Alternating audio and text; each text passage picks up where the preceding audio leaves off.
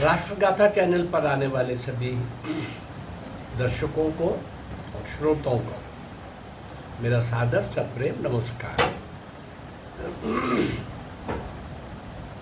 इस चैनल के माध्यम से 190 वर्ष 1757-1947 इस 190 वर्ष में भारत माँ की स्वतंत्रता के लिए और स्वतंत्रता की बेड़ियां काटने के लिए जिन बाल बालिकाओं ने, किशोर किशोरियों ने, युवा युवतियों ने, हर आयु वर्ग के लोगों ने, हुतात्माओं ने, मौन तपस्वियों ने फांसी के तख्ते पर झूल गए, काला पानी की घोर नाद किए, दंड भुगतने के लिए गए, वहीं मर खप गए और जेलों की लंबी यातनाएं, कठोर यातनाएं जाते हुए दम तोड़ गए। ऐसे एक नहीं अनेक अज्ञात 532, 33, 532, 3 वीडियोस तो मैं आप तक पहुंचा चुका हूं। ये 190 वर्ष का कार्यकाल और इसी कार्यकाल में एक छोटा सा कार्यकाल इसी के अंदर का मैंने लिया अभी 1916 से 1942 तक का। पिछले 8-10 एपिसोड से मैं इसी काल की बात कर रहा हूँ। काकोरी कांड और चटगांव शस्त्रागार की लूट तक का बीच का ये सारा काल है, इसी के इर्द गिर्द घूम रहा है। और इस छोटे से काल में भी मैं कम से कम 200 एपिसोड और 1000 क्रांतिकारी लगभग आप तक मैं पहुंचाने जा रहा हूं, जिनको कोई नहीं जानता। स्वतंत्रता रूपी महायज्ञ में आहुत हो गए, शौर्य और वीरता के नए नए पृष्ठ लिखते हुए इतिहास का हिस्सा तो बने, लेकिन इतिहास पढ़ाया ही नहीं गया। उस सत्य इतिहास को लाना होगा सबके सामने। उसी प्रयास में इस चैनल के माध्यम से मैं ऐसे अज्ञात लोगों को, जिनको इतिहास में कहीं नहीं पढ़ाया गया, उनको आपके सामने लाने का प्रयास कर रहा हूं। आज उन्हीं अज्ञात क्रांतिवीरों, वीरांगनाओं, नायक नायिकाओं की लंबी पंक्ति में, श्रृंखला में 2 नाम जुड़ रहे हैं, श्री तारकेश्वर सेन और श्री संतोष कुमार मित्र। आइए देखें, इन 2 के साथ साथ और भी बहुत सारे नाम आपके सामने आएंगे और प्रत्यक्ष योगदान, अप्रत्यक्ष योगदान वाले भी कितने रहे होंगे। आइए इन दोनों की देखें जरा जीवन की वो झलक। छोटी आयु में किस प्रकार वो अंग्रेज की राक्षस सत्ताशाही को सशस्त्र चुनौती देने वाले ये 2 नौजवान क्या कर रहे थे। बंगाल के क्रांतिकारियों की गिरफ्तारियां सरकार बड़े पैमाने पर कर रही थी और उन्हें बिना मुकदमा चलाए कई जेलों में बंद कर दिया गया था। इसी प्रकार की एक जेल हिजली में बन गई थी, हिजली नाम के स्थान पर बन गई थी, जिसमें लगभग 800 बंदियों को रखा गया था। एक दिन एक पहरेदार और एक राजबंदी में कुछ कहासुनी हो गई, चुनौतियों का आदान प्रदान हुआ और बात बहुत आगे बढ़ गई। देख लेना, देख लेंगे, इन उक्तियों के साथ माहौल बहुत गर्म हो गया। 16 सितंबर 1931 की रात के लगभग 10 बजे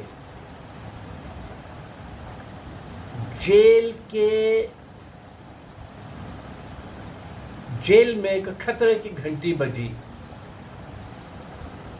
और लगभग 75 पुलिस वाले, 75 पुलिस वाले लाठियों और बंदूकों से लैस होकर बंदियों की बैरकों की तरफ झपट पड़े। बिना कोई चेतावनी दिए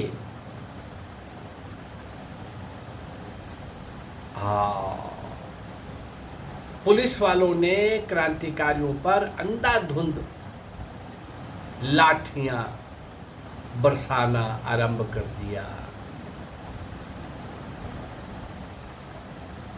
और वहां के बंदियों ने लाठियों का प्रतिरोध किया। तो इनकी इस हरकत से अप्रसन्न होकर पुलिस वालों ने गोली चलाना प्रारंभ कर दिया। जो जेल के भोजन कक्ष में भोजन कर रहे थे उन पर भी गोलियां चलाई गई। किसी ने गोलियों से बचने के लिए भोजन कक्ष की रोशनी बुझा दी, लेकिन पुलिस वालों ने अंधेरे में भी गोलियां चलाई। इस सारे गोली कांड में कृष्णपद बनर्जी भी घायल हो गया। तारकेश्वर सेन भोजन कक्ष के बाहर खड़ा था, बरामदे में खड़ा था। ये देखने के लिए वो वहां पहुंचा कि भाई ये क्या हो रहा है। एकदम सारा कुछ बदल गया। आतंक, तूफान, लाठी, बर्छे, बंदूकें, गोलियां, ये सब क्या हो रहा है। ये देखने के लिए वो आ गया। तो उजाले में होने के कारण एक पुलिस वाले ने तारकेश्वर सेन पर गोली चला दी और उसको घेर लिया और उस पर गोली चला दी। गोली तारकेश्वर के मस्तक पर लगी और वे गिर पड़ा। गिरते ही उसके प्राण पखेरु उड़ गए।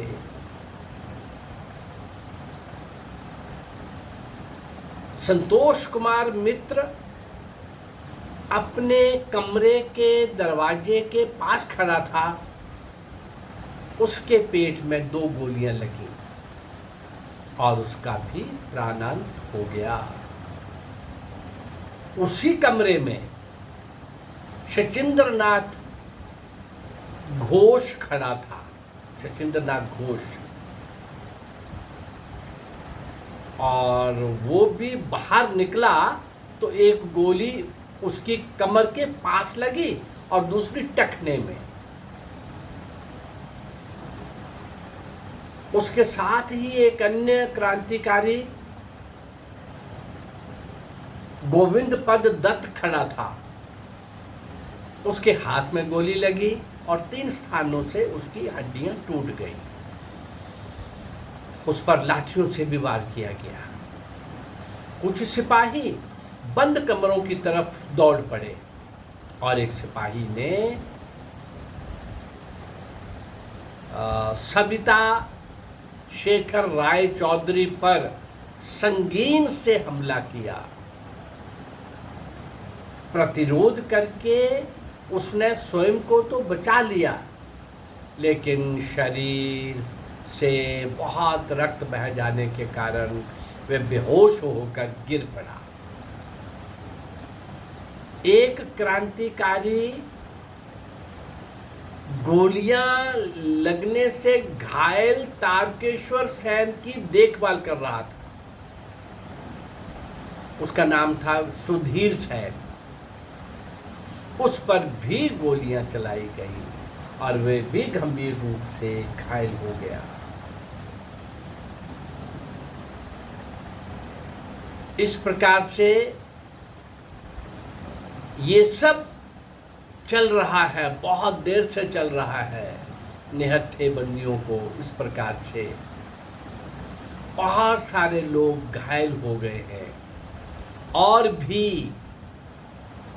भी जो अन्य लोग इस सारे कांड के अंदर घायल हुए और भी जो लोग थे जो इन गोलियों से, लाठियों से घायल हुए, वे थे कुंज बिहारी बोस, सुरेश दास गुप्त,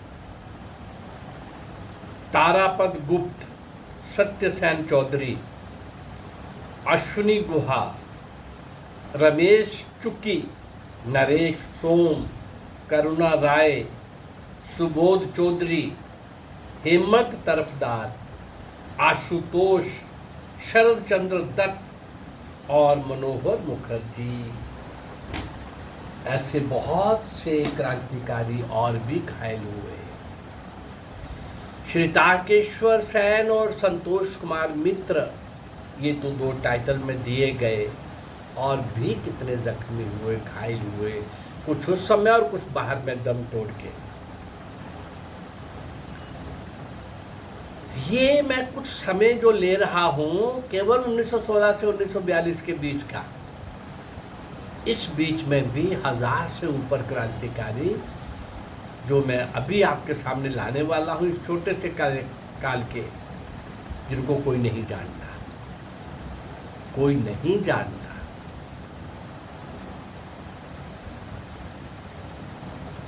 इन सब को याद करना, वो पुरखे, वो पूर्वज, वो क्रांतिकारी, वो नायक नायिकाएं, वो क्रांतिवीर और वीरांगनाएं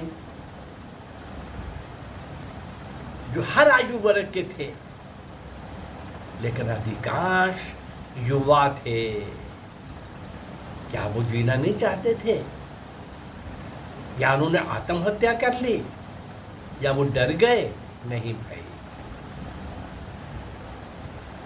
संघर्ष किया, चुनौती दी, सशस्त्र चुनौती के माध्यम से ही अंग्रेज सरकार का मुकाबला करते करते कहीं फांसी के तख्ते पर, कहीं जेल में, कहीं काला पानी में, और तो और कई के गांव जला दिए गए।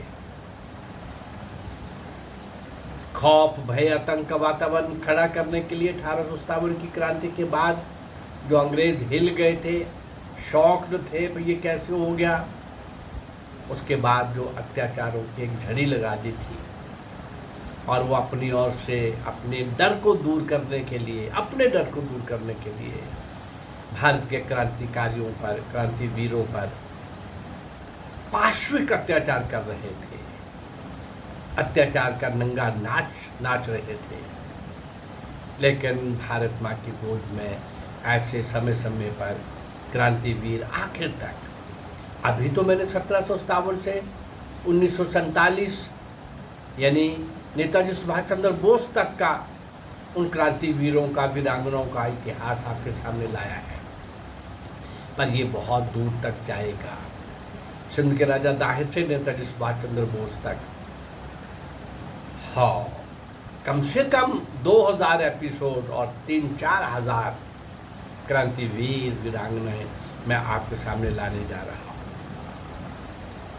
शीघ्र ही ये किसी और रूप में भी आपके सामने आने वाला है। चलिए, अभी हम इस प्रयास को इस तरीके से इसकी सराहना कर सकते हैं कि इस चैनल को लाइक करें, सब्सक्राइब करें और शेयर करें। नमस्कार, जय भारत, धन्यवाद।